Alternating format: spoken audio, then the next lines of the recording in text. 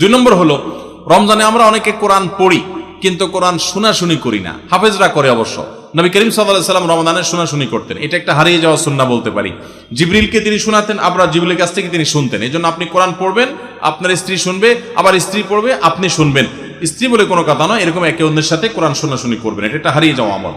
তিন নম্বর হলো, রমজানের শেষ 10 দিন এতেকাফ করবেন। রমজানের শেষ 10 দিনের এতেকাফ এমন একটা আমল, রমজানের রোজা ফরজ হওয়ার পর থেকে নিয়ে মৃত্যু পর্যন্ত নবী সাল্লাল্লাহু আলাইহি ওয়াসাল্লাম জীবনে কখনো এতেকাফ ছাড়েন নাই। আমরা ম্যাক্সিমাম মানুষ জীবনে কখনো করি নাই।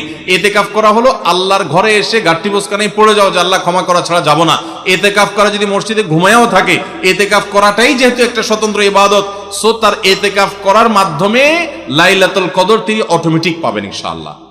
এই জন্য এতেকাফের আমলটা আমাদের রমাদানকে সার্থক করে দিতে পারে, অথচ এটা হারিয়ে যাচ্ছে। আর 4 নম্বর এবং সর্বশেষ হলো, রমজানের শেষ দশক হলো ইবাদতের দশক, আমলের দশক। আমরা প্রথম 2 দশকে যা